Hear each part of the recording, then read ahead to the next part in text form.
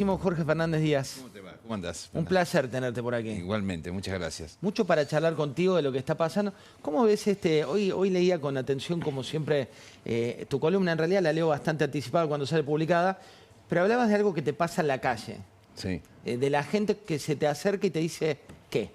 Bueno, hay gente que se me acerca casi llorando, sobre todo jubilados de clase media, que por primera vez no llegan a fin de mes, que me dicen, dejen de proteger a Milei, de presentar a Milei como que la economía va bien cuando no va bien. Sí, los anteriores son culpables, pero él también. Y por otro lado, gente que me dice no le peguen a Milei porque Milei, si le pegan a Milei vuelve Cristina Kirchner. Continuamente un gran conflicto alrededor de eso. Por eso yo lo escuchaba con mucha atención al ministro de Economía, que uno le prende velas, uno quisiera que realmente le fuera bien. Pero claro, primero se acostumbraron un poco a la contabilidad creativa, ¿no? Y segundo, parecería ser como que viven en una especie de frasco donde le acercan algunos datos de vez en cuando, pero bueno, a ver, la situación que uno palpa, sin tener que hacer los focus group de las encuestas donde también aparecen, es una situación donde uno está agradecido porque tenía 40 grados de fiebre, y este gobierno la bajó a 37,5. Ahora, vos sostenés mes a mes 37,5, 37,5, a los 6 meses ya te olvidaste de que te bajaron la fiebre, sentís que seguís enfermo y te preguntás si solucionaron el problema de fondo, ¿no? Entonces yo lo que creo que estamos viendo, que está viendo la gente, es que hay un deslizamiento del precio, de los precios, que no aparecen en el INDEC, no porque tal vez no midan algunas cosas el INDEC y otras cosas, pero que la gente lo siente, como que hay un deterioro en el bolsillo que va mes a mes. Esto es absolutamente cierto. Si vos lo ves en las planillas, a lo mejor las planillas creativas del ministro no lo ven, pero lo percibe la gente. Eso produce un mal humor. Otro mal humor lo produce el hecho de que empieza a haber una sensación de que no gobiernan al dólar, que eso siempre en la Argentina, hay dos asuntos que siempre en la Argentina Néstor Kirchner ponen en la alerta. Una, que el dólar esté en la tapa de los diarios o en los sitios de internet, sí. Que sea noticia permanentemente, y una segunda cosa, que haya que ir corriendo al Fondo Monetario Internacional, y digo corriendo al Fondo Monetario Internacional porque es una carrera contra el reloj. Porque yo te digo, si vos ves en diciembre estaban para irse de vacaciones, estaban aburridos de lo bien que les iba en el gobierno. Creían que tenía solucionado absolutamente el plan de estabilización, la economía y todo, que eran unos genios, que Milei estaba para el premio Nobel y que estaban para exportar el gran modelo al mundo, porque ellos eran los mejores del mundo. A tal punto creían que ya estaba todo servido, que dijeron, bueno, mejor vamos a Davos y armamos la batalla cultural, el wokismo y todo esto, porque para agitar un poco, porque esto ya está, como está solucionado todo lo demás. Bueno, no estaba solucionado lo demás, vendieron la piel antes de cazar al oso, con una soberbia muy grande, que hay que decir, que tiene el presidente, que tiene el triángulo de hierro, y que tiene ahora, curiosamente, el ministro de Economía. Viven en una gran soberbia personal. De repente resulta que algo que podía cualquiera más o menos darse cuenta, es decir, que el programa de estabilización no estaba completo. Nosotros sabíamos que no estaba completo. En 12 meses no podés... Pero si vos me lo vendés, que ya está, es más, ya está, y estamos sobrados. No, sobrados no estaban. Faltaban cosas muy delicadas para hacer. ¿Por qué crees que lo hicieron? Yo creo que ellos hicieron un mal cálculo, creo que cambiaron algunas condiciones internacionales y creo que empezaron ellos mismos a tirarse tiros en los pies. Porque acá yo entiendo que hay gente que quiere, el club del helicóptero funciona a pleno, todo como eso siempre. Es real. Pero ¿sabes qué pasa? No lo rasguñaba el año pasado al presidente, no pasó nunca nada. No creo que acá haya una gran conspiración. Lo que sí creo es que hay un problema en el sistema cambiario, eso lo dice casi cualquier economista, que hay un problema, por más que digan que es intocable, que es genial y todo, y después se vio con el caso Libra que el presidente, para no pensar mal del presidente, que el presidente no dominaba un territorio donde parecía que era un genio, como era el de las criptomonedas, se lo vio vacilando, se lo vio mostrando que que él no solo no hablaba como cuando era un panelista que decía cualquier cosa, sino que lo coacheaban, empezaba una actuación, se vio que los precios se movían, empezó a sentirse en marzo, que siempre los idos de marzo son duros, empezó en la bicicleta financiera un grupo de gente que hasta ahora se benefició con este negocio, de este esquema económico, empieza a ver que no es negocio y sin miramiento, porque yo le recuerdo al presidente, es el mercado el que está haciendo este tipo de cosas. El mercado frío se va de los pesos al dólar y produce este problema. Es el mercado, no es Cristina Kirchner. Sí, Cristina Kirchner puede ayudar mucho, puede ser muy destructiva, pero es el mercado, el dios mercado, que vino a entronizar Milei. Pero vos lo ves esto como algo definitivo, esto que estamos leyendo de la salida de dólares y la inestabilidad que se está dando, a diferencia de lo que decía recién. Yo no tengo la menor idea. Como digamos, hacer pronósticos. Yo, al revés de alguien que dijo acá, un panelista que es muy amigo del presidente ahora, que dijo que no había que leer los diarios, una barbaridad acá y en cualquier país del mundo, sobre todo que creo que hay que prestar atención sobre ese tipo de frases en un mundo donde, como Trump, que va contra el New York Times, ¿no?, van contra la verdad. ¿Sabes que cuando vos lees los diarios de hoy, los especialistas, Jorge Eliotti, que tiene fuentes adentro del gobierno, se sabe perfectamente que hay nerviosismo dentro del gobierno por la situación económica, y eso es real, no hay ninguna conspiración. Se les empezó empezó un problema. Entonces, claro, no lean los diarios porque para no saber la verdad, entonces miremos todo para cualquier lado, digamos, ¿no? O mirás a alguien como Marcos Buscaglia, que es un gran economista, que cuenta las dudas, ¿no?, y trata además de hacerlo con la mejor leche. Acá es muy importante la buena leche de los comentarios, porque nadie quiere que haya un cimbronazo en la Argentina. Eso es importante lo que decís. Nadie de nosotros quiere. No hay ninguna intencionalidad. No hay ninguna intencionalidad, todo lo contrario. Le prendemos velas al señor Caputo y al señor Milei. Eso sí, que traten de bajar un poco del pony en que se subieron, porque ya estaban para el premio Nobel. No, tienen un problema económico y Dios quiera que lo vayan arreglando y que el Dios mercado los acompañe en el sentimiento. Mire, me gusta que dijiste muy picante hoy. ¿La lluvia? No. ¿La lluvia es Marcial? No. Es el análisis del secreto de Marcial, es el análisis de ahora una vez por semana en la radio que... No. ¿Sabes qué pasa? Me parece que tenemos que no dar por hecho... Esta no es, me parece, una cuestión de suma cero, como yo hoy escribía, ¿no? Si vos criticás a Milei, estás con Cristina Kirchner, si criticás a Cristina Kirchner, estás con Milei. No se puede pensar. Y pensar, yo sé que no da rating. Pensar no da rating, sino decir las cosas de manera tajante. Hoy hablabas del sesgo de confirmación. El sesgo de confirmación, meternos en las trincheras, eso sí que da rating. Bueno, pensar, la ambigüedad, les acabo de decir cosas que son ambiguas. Yo no digo que se va a incendiar la Argentina, pero tampoco se puede decir que no pasa nada. No digo que no hay conspiradores en la Argentina, hay conspiradores, pero no digo que esto es fruto de los conspiradores. Es decir, que la verdad habitualmente es incómoda, está en el medio, es ambigua, no es televisiva. Vos lo que decís, también hay una simplificación de los análisis.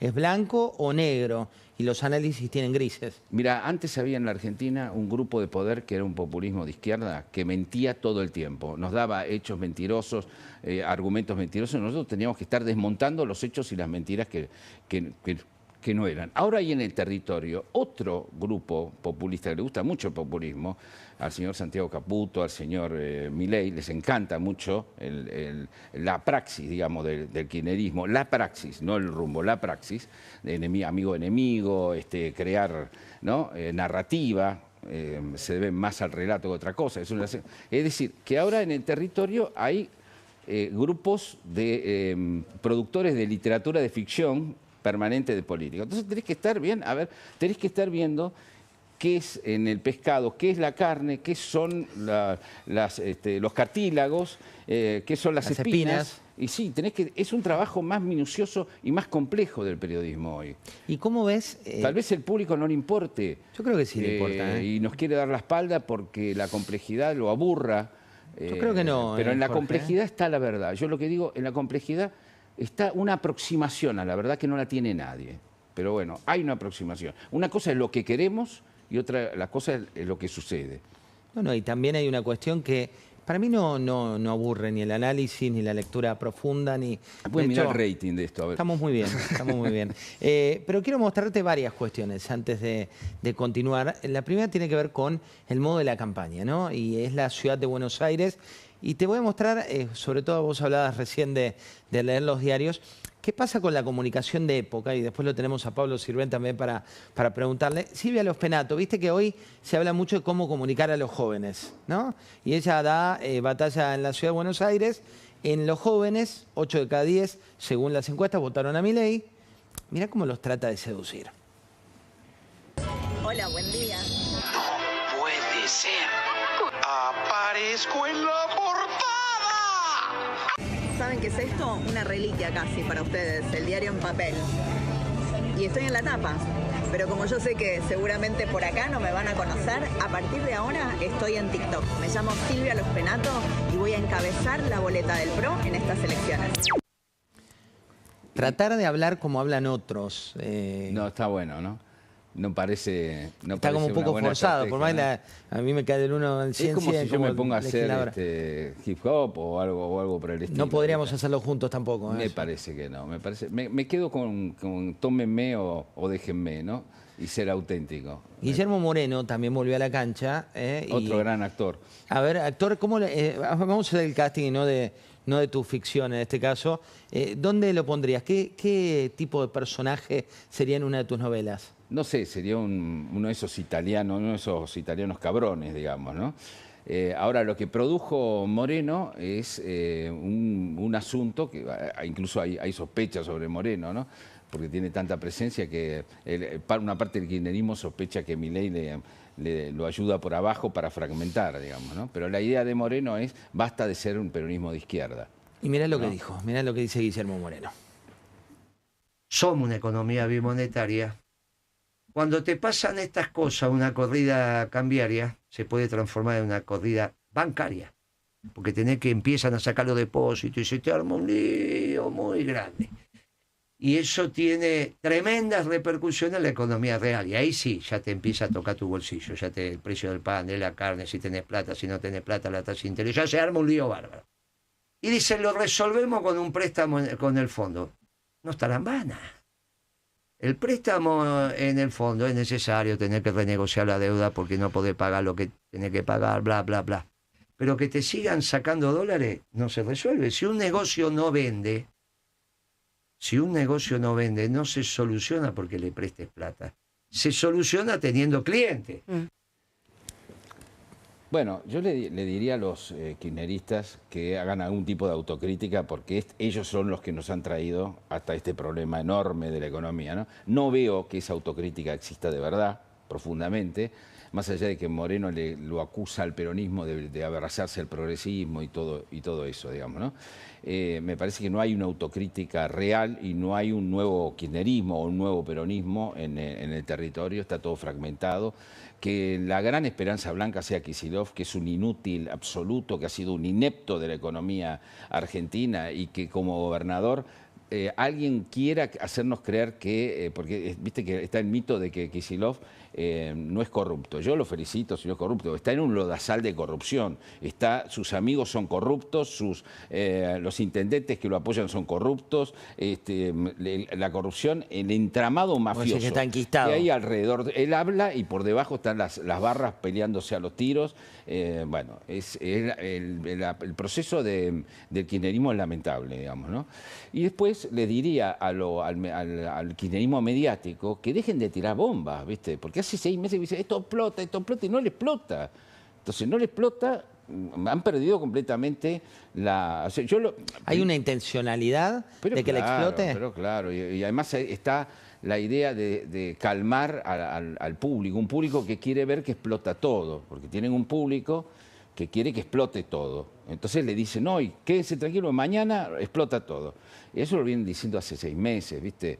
De una manera irresponsable. Yo no creo igual que mueva el amperímetro. Están dentro de una burbuja. Y digamos, cuando la ves a Cristina... Perdóname, no creo que el mercado vaya y venda sus posiciones en pesos y hacerse de dólar, porque lo escuche ni a Moreno ni a ninguno de estos muchachos. ¿Sabés que no en ese sentido? Por eso es más grave la situación. No en ese sentido, pero ojo que ver como el antagonista a un Axel Kicillof, que la mayoría hoy de los empresarios lo empiezan a ver, básicamente porque piensa todo lo contrario a Milei, eso para los que son inversores de largo plazo es un factor que está, ¿no? Y cuando uno ve a Cristina Fernández mañana diciendo que la conspiración entre Trump, Milei, Macri con la justicia, ¿qué le pasa a Cristina? Yo la veo muy eclipsada a lo que fue, digamos, ¿no? Yo creo como que ya no tiene cada impacto. vez el Che Milei se fue desgastando, y nunca tuvo una repercusión importante.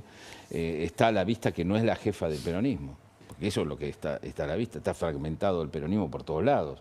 Está fragmentado todo, ¿no? Está fragmentado el republicanismo, está fragmentado el radicalismo.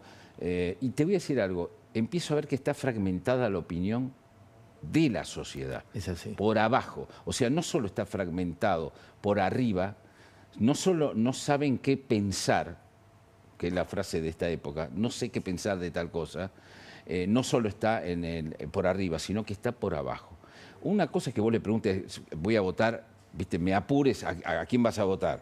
Y otra cosa, y lo preguntes en una encuesta. Otra cosa es que vos creas o tengas convicciones firmes sobre determinadas cosas que no hay. Es más líquida la opinión hoy de abajo, digamos, también, ¿no? Mira, muchos porteños nos están mirando, recién te mostraba cómo arrancó la campaña Los Penato. También Laura Alonso compartió otro estilo de campaña dentro del PRO y me interesa entender para vos qué es hoy el PRO. Mirá cómo lo hacía. Soy Laura Alonso, pero lo que ustedes no saben es que ella es Rocío Figueroa, pero es nuestra Julia Roberts. Pretty woman, walking down the street, pretty woman, the kind I like to meet, pretty woman. I don't believe you, you're not the truth. ¿Qué querés que te diga? Pero digo, ¿no hay un riesgo si la campaña hoy, versión 2025, tiene los globos de colores que ya la sociedad no quiere comprar? Pero a ver, recordemos algo, a ver. Recordemos que Milei fue sacado a la cancha para limar a Cambiemos cuando Cambiemos estaba en el poder.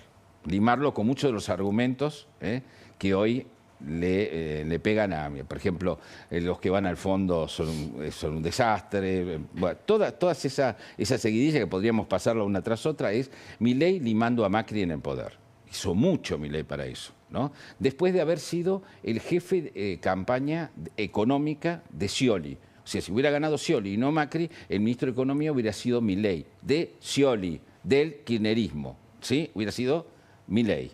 Después se dedicó a destruir a Cambiemos cuando Cambiemos estaba en situación delicada, además, que fueron los 2 últimos años.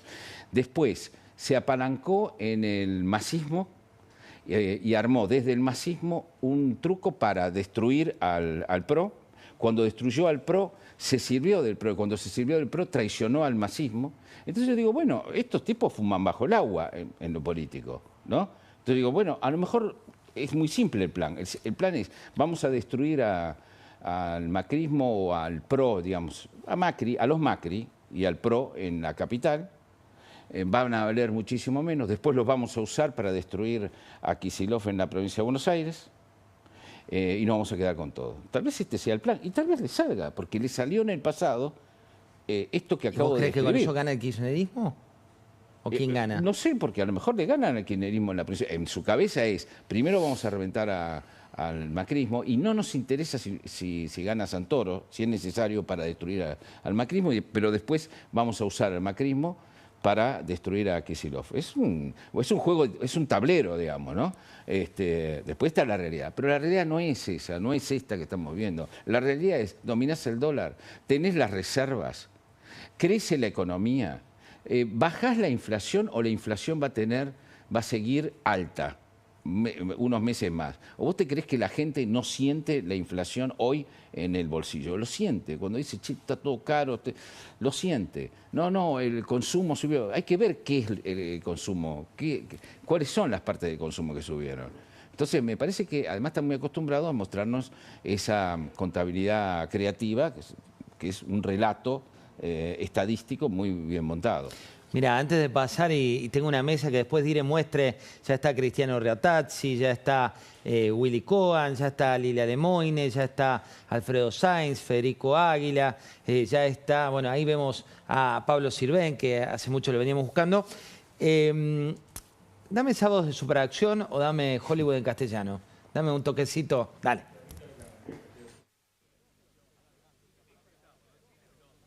Este sábado el Cine del 11 tiene toda la superacción con grandes estrenos. A las 2 de la tarde en estreno El Despertar. La nueva y fantástica vida de un hombre después de 500 años de hibernación. A su término, La Bestia de la Luna. De día era un joven como todos, pero al caer la noche se convertía en aterradora criatura. Después Corner Wild y Las Gárgolas. Bestias alucinantes en macabro plan, dominar la tierra por el terror. Le sigue un superestreno, Persecución en la Noche. La más dramática lucha por la libertad y la justicia. Y a las 9 de la noche Hollywood en castellano, en otro sensacional estreno. Prisioneras del Destino. 2 mujeres y el martirio de vivir al margen de la ley. Sábados de Superacción. Este sábado, desde las 2 de la tarde por el 11. Y el 11 eran 2 barritas, tal vez ustedes que nos miran son muy jóvenes, pero cuando uno ve y lee El secreto de Marcial, los que somos confesos admiradores de la literatura de Jorge Fernández Díaz, aparece un personaje que en Mamá tenía un capítulo. Sí, era mi padre, ¿no? Esto de Hollywood de castellano y de cine de superacción, hay varias generaciones de argentinos que nos hemos criado, los sábados veíamos eso. Esto que acabas de pasar ya es cuando ya estaba en decadencia, ya pasaban cualquier cosa, pero hubo un momento que pasaron grandes obras maestras que duró una vida. Que nosotros veíamos de chicos y que yo siempre digo que no solo somos lo que comemos, sino somos lo que hemos visto, ¿no? Lo que hemos visto cuando éramos chicos, cuando éramos adolescentes, lo que hemos visto en el brillo de nuestros padres, lo que hemos aprendido en esas películas es increíble. Hemos aprendido la lealtad, la infidelidad, el amor, el heroísmo y todo, ¿no? Yo hace 22 años escribí Mamá, que era una larga entrevista a mi madre y también a mi padre, con el cual construí un relato, tuvo mucho éxito, una crónica novela aquí en España, pero mi padre era un capítulo solamente. Y hace 10 años empezó a surgirme la idea de que debía escribir un libro sobre mi padre. Si mi padre había sido un personaje secundario en la vida, tenía que descubrirlo y por qué exactamente. Y las películas eran el único vínculo que mi padre y yo teníamos. Mi padre, un inmigrante, como tantos inmigrantes, de esa clase media que ahora veo que está muy achicada, ¿no? Pero esa clase media gigantesca que hubo en el siglo XX, esa clase media pujante, progresista de verdad, ¿no? Que creía en el progreso y tenía una ética del trabajo que se perdió en la Argentina, ¿no? Mi padre pertenecía a esa inmigración, que fue italiana, que fue española, fue polaca, etcétera, ¿no? Mi padre era inmigrante, era mozo de un bar. Nos costó mucho salir de la clase media-baja, digamos. Y ese televisor en blanco y negro era la única ventana que teníamos para ver el mundo. Hay un dato, ¿no?, que contabas que tu padre te dio por perdido cuando descubrió que querías ser escritor, y decís algo que me parece muy pero muy lindo, que siempre quiso volver a España y lo terminó haciendo en forma de novela. Así es, porque mi padre, claro, creyó que yo quería ser vago, digamos, ¿no? Confundió la literatura con la vagancia, me dio por perdido, le dolió mucho, me profetizó la miseria. Estuvimos 6 o 7 años casi sin hablarnos prácticamente, porque yo no seguía un poco el patrón que él quería, que yo quería hacer películas, ¿no? Películas por escrito, digamos, ¿no? Y a él le parecía que eso era terrible, hasta que, bueno, yo lo cuento en la novela, y me hice cronista policial, estuve 10 años siendo cronista policial en Buenos Aires y en la Patagonia, y escribía un folletín por entregas por la tarde, y ese folletín era de aventuras y se contaba, lo que no se podía contar con las armas del periodismo se contaba con la literatura. Y un día suena el teléfono en la redacción y me llama, era mi padre, sin decirme buen día ni nada, o buenas tardes. Me dijiste, algo pasó. Claro, yo casi me desmayo y me dice, ¿va a recuperar el dinero? El capítulo de ese día del folletín terminaba cuando alguien llevaba un dinero para un rescate, porque era sobre secuestros extorsivos, y le robaban, un ladronzuelo de la calle le robaba al protagonista el dinero. Entonces a mí me saltaron las lágrimas y le dije, ¿por qué querés saberlo, papá? Y él me dijo, porque aquí todos los clientes del bar lo siguen, está muy nervioso y me comisionaron para saber si lo va a recuperar. Esto después de 7 años de no hablarnos. Entonces yo le dije, sí, papá, lo va a recuperar. Y me dijo, ¿estás seguro?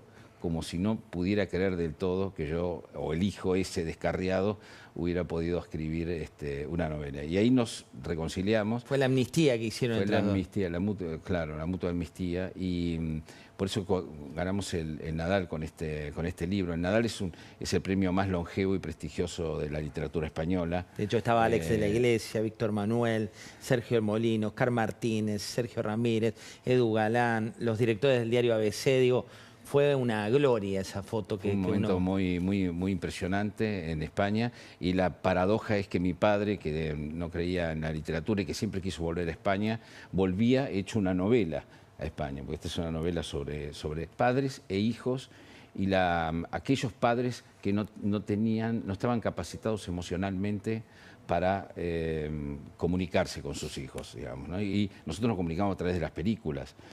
Yo recuerdo que yo hablaba bable. Bable es el lenguaje asturiano. Todos hablábamos asturiano en casa porque toda mi familia hasta el medioevo son asturianos. Y yo hablaba, entonces cuando salí del colegio argentino, en Buenos Aires, los chicos se burlaban de mí, me pegaban. Yo no decía nada en casa, pero un profesor le dijo a mi madre, y estábamos viendo Cine Superacción, Que Verde era mi valle, una vieja película de la década del 40, donde un chico viene golpeado a la casa y los padres le enseñan boxeo, los padres no, los hermanos. Entonces mi padre miró a mi madre, al día siguiente me compró un kimono, me anotó en una academia de judo y el bullying terminó para siempre. De alguna manera... Sí. Las películas se mezclaban con la vida y mi padre me salvó varias veces la vida con las películas, que era el único modo en que nosotros podíamos comunicarnos. Jorge Fernández Díaz, El secreto de Marcial, si no lo compraron, cómprenlo, Premio Nadal 2025. La verdad es que sirve también para releer Mamá, porque ahí entendés todo, ¿no? Vamos completando la historia del queridísimo Jorge. Un placer haberte tenido. Y a los oyentes y a los espectadores les digo, sigan leyendo los diarios, porque ahí está la verdad. Ahí está la... O aproximadamente la verdad. Ahí está la verdad. Y nos vamos a ir con una película. Una película porque Jorge es un gran contador de historias, y esta es una tal vez de las mejores.